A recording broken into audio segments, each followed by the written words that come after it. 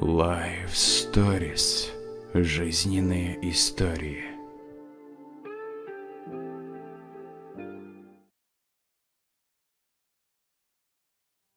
После таких отсидок людям редко удается вернуться в обычную жизнь.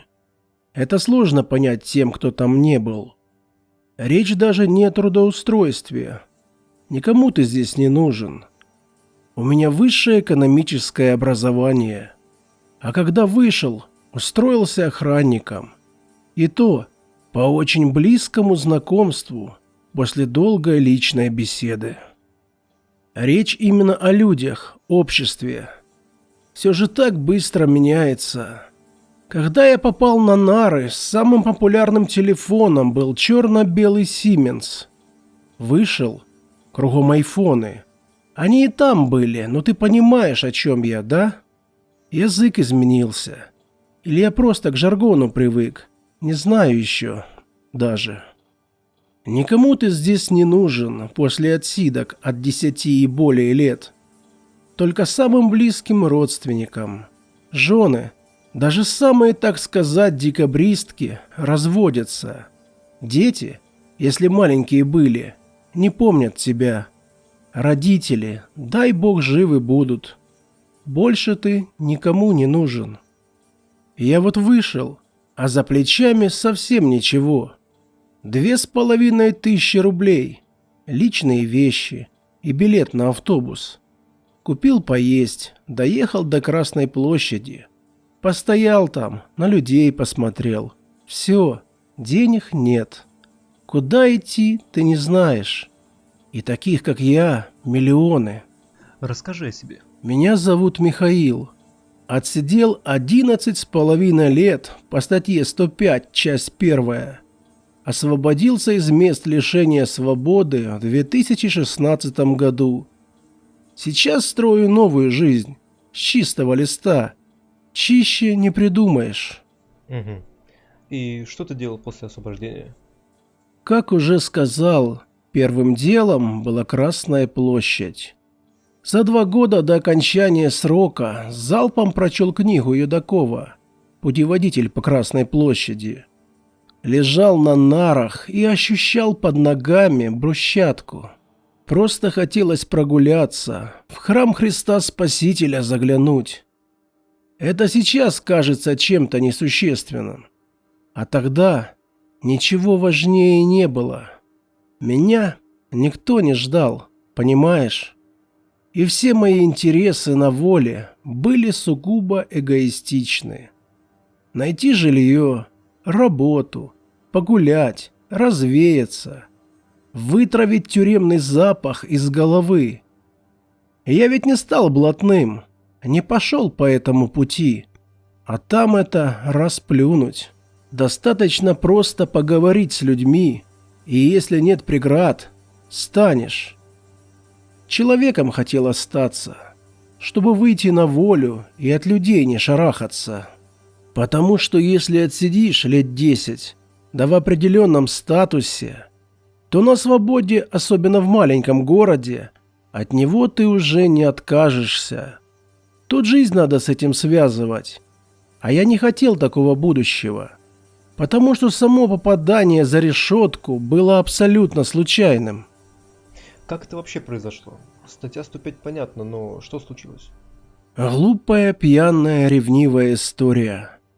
Все произошло быстро и в полубессознательном состоянии. Я не хочу детализировать, уж извини. Скажу лишь, что сожалею. Никакого срока недостаточно, чтобы компенсировать мой поступок. Знаешь, говорят, якобы отсидел, теперь свободен. Ты понес наказание. Искупил, говорят. Но как можно искупить смерть другого человека? Это уловка. Нет такого способа. Твои первые дни в заключении, как они прошли? Кое-какой теорией я располагал и до попадания. Сказался маленький депрессивный город. 1999 год на дворе. И знакомство с местным контингентом. Так что ошибок не наделал. Тем более попал в колонию в 100 километрах от дома. где сидели несколько моих прежних знакомых. До приговора я этим знакомством рад не был, но после понял, что они меня спасли. Если ты не знаком с тюремной иерархией, то пояснять все подробно я не буду. Уж прости. Сначала ты попадаешь в карантин. Это 2 недели медобследований, прощупывания тебя на мясо, из которого ты состоишь. Попытки обеих сторон, администрации и блатных, получить что-нибудь от тебя. И речь даже не о деньгах. По крайней мере, не они во главе угла стоят. Моя колония была красной. Это значит, что администрация установила жесткие порядки в отношении нас, заключенных.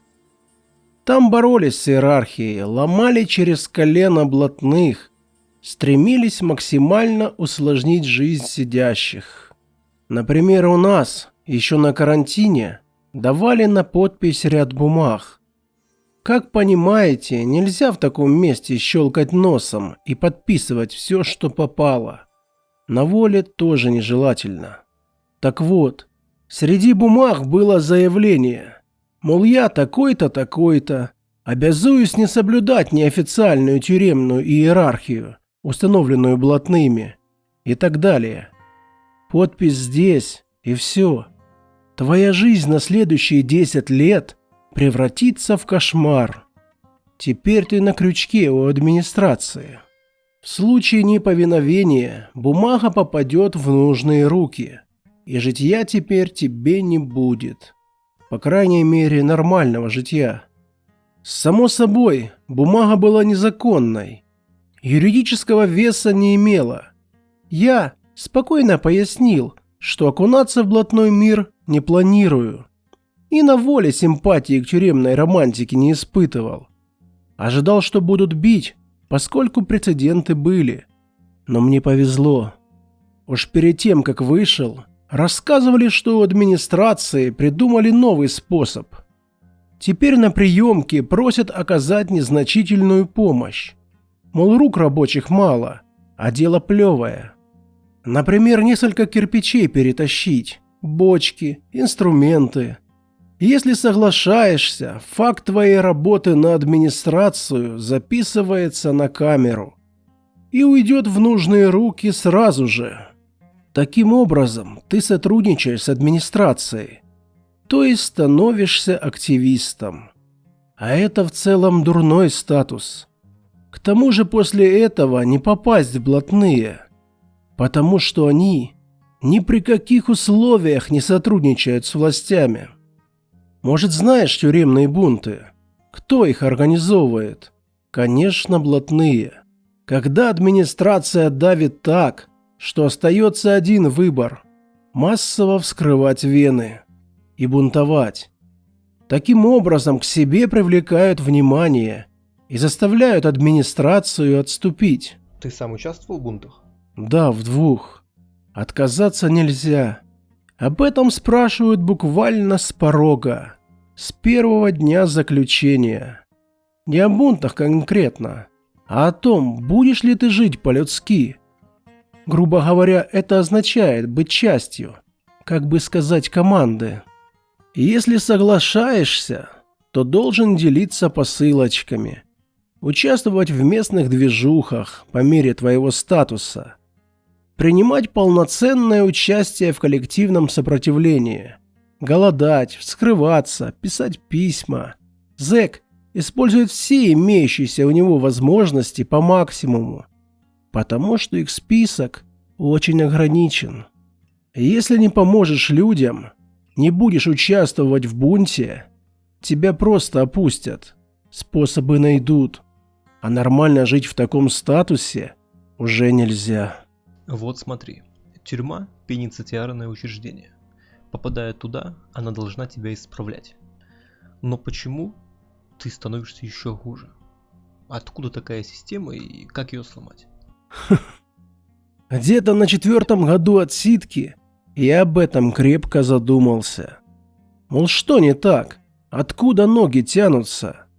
О тюремной иерархии знают все, понимаешь? Даже Путин. Я в этом уверен. А ведь это чистый сюрреализм. Тюрьма не должна быть местом для этого. Но видишь ли, в чем дело? Очень многие люди от этого кормятся.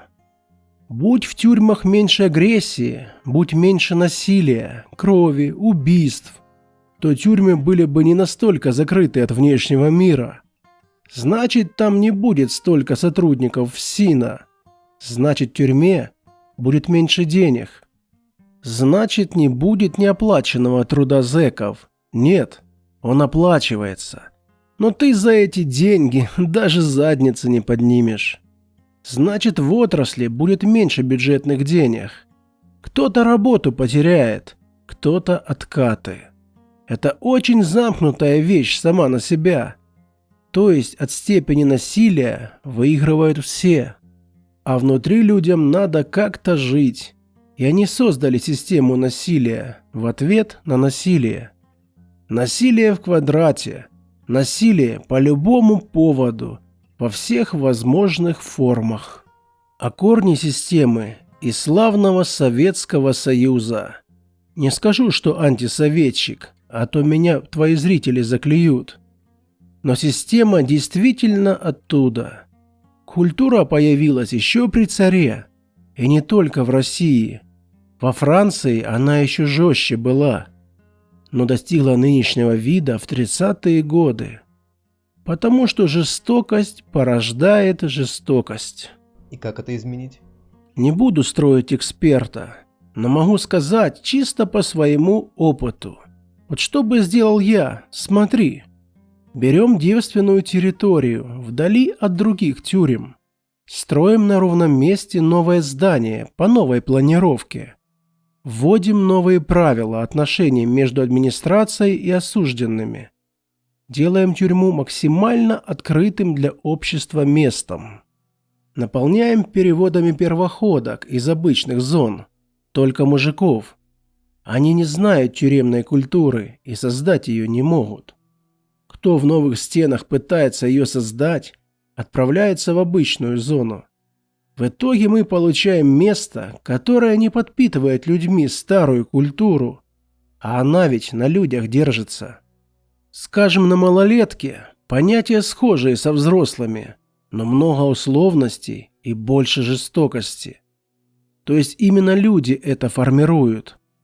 Я не ручаюсь, что обычные мужики начнут строить из себя блатных, хотя это и наказывается. Не знаю, но иного выхода я не вижу. Блатных не сломаешь. Это уже образ жизни. С ними навсегда. Нужно исключить фактор насилия. Нужны эксперименты, ресурсы на это. Но это пустой разговор, потому что государству плевать. Было бы не плевать, то они бы создавали условия для построения нормальной жизни после отсидки. Но они все делают для того, чтобы ты сел опять. Например, украл еду, потому что на работу не берут. Замкнутый круг. Потому что для современной России человек – это ресурс, как нефть. Власть использует людей в своих интересах, но только нужных себе людей. Проще вычеркнуть тебя из социума, чем создать по своей стране условия для поиска работы. Мы все очень давно идем легкими путями. Не хочу вдаваться в политику, не люблю это. Но вот почему мы зависим от нефти? Это легкий путь, путь легкого насыщения экономики.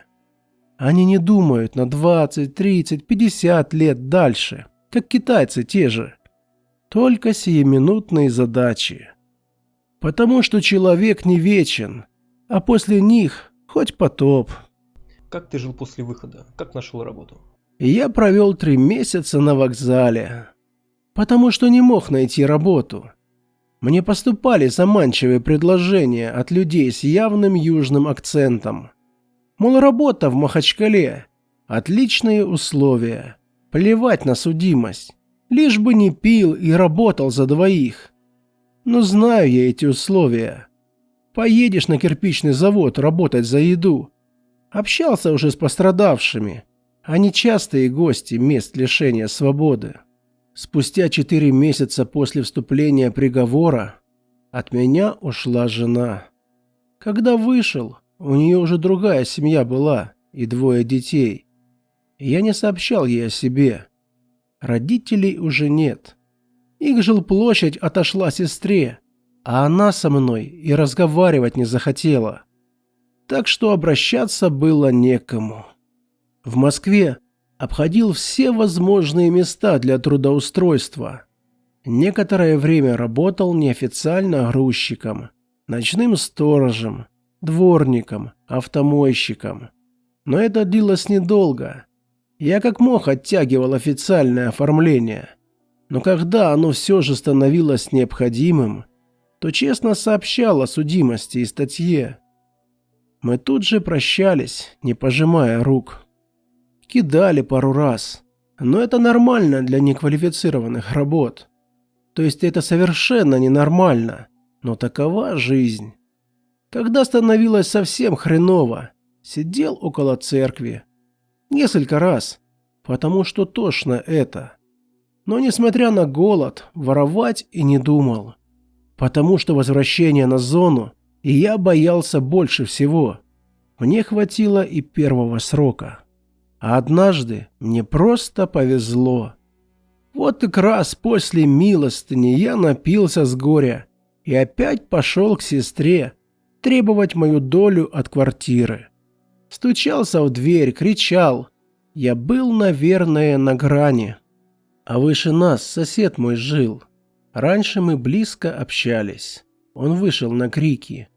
Он был ошарашен моим внешним видом. Сразу не узнал. Думал, бомж какой-то. А я ведь и так был бомжом. Вот в чем смех. Со всеми атрибутами. Грязной одеждой. Заросшим как сволочь. Разговорились. Выпили. Предложил поработать у него охранником на официальной основе. Условие одно. Не пить и не прогуливать. В охране, по его словам, работают те еще ветреные девы. То и дело норовят без предупреждения домой уехать. Вахтовиков половина. Я согласился. Место для жилья выделили. Будочку уютную.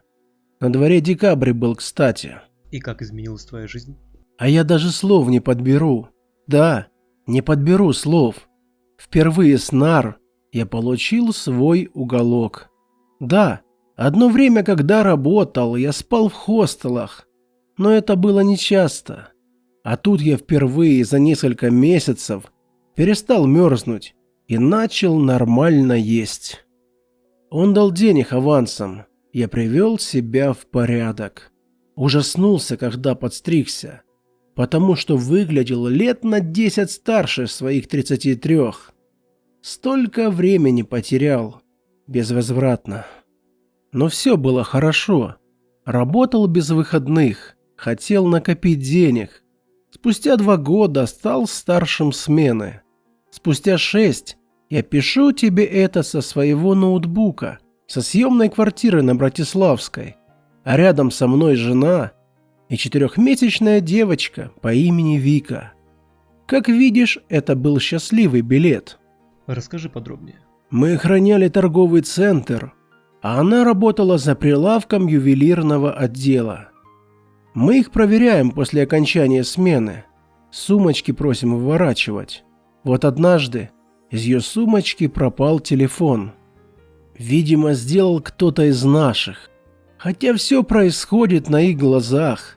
Неизвестно даже, когда он успел. Это создало бы огромную кучу проблем. Потому занялся лично. Нашел вора, но спустя несколько дней. Телефон он уже продал. Чтобы к моей бригаде не было вопросов, купил ей новый за свой счет. Улетела месячная зарплата. Но то был даже не вопрос денег. Конечно, она сразу поняла, что телефон не ее. Долго отказывалась брать, но я настоял, добавив, что человек, его укравший, уже уволен. А она мне потом принесла в подарок собственноручно испеченный пирог. Ну, все и завертелось. Ты рассказал ей о судимости? Конечно. После того, как впервые пригласил на что-то вроде свидания. Здесь нельзя лгать. Рано или поздно узнает сама. Рассказал все в подробностях и был уверен, что эта встреча станет последней. Но она оказалась лучше, умнее и порядочней, чем я мог себе представить.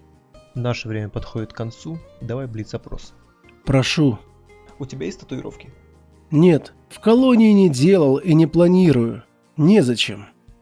Самое страшное воспоминание в заключении. Первый месяц после заезда в хату ожидал самого худшего. Вплоть до того, что заставят что-то сделать или убьют. Ты освоил какие-либо профессии там? У меня 4 специальности. Работа по дереву, портной, тракторист, электромонтер. И они тебе пригодились? В тех стенах да, но на воле эти бумажки ничего не значат.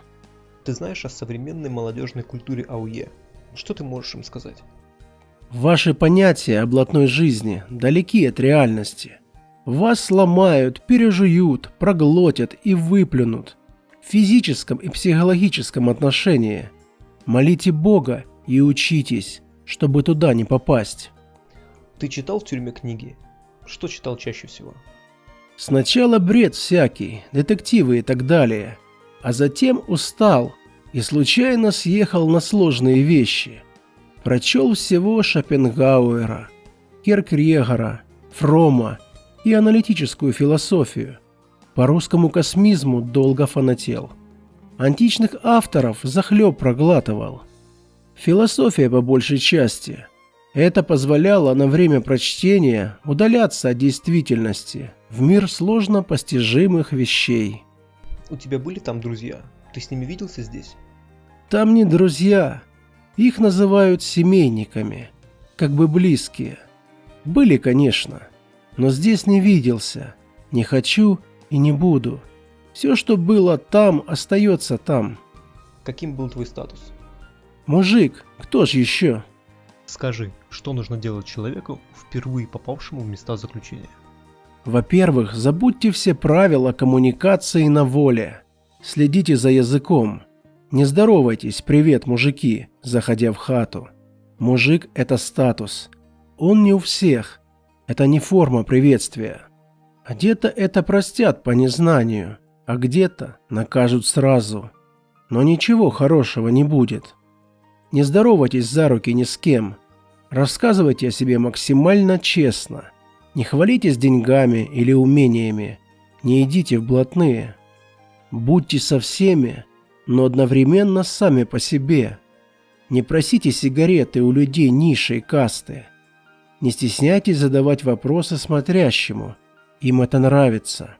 Так к тому же так дадите понять, что вы не идиот. Самый важный совет.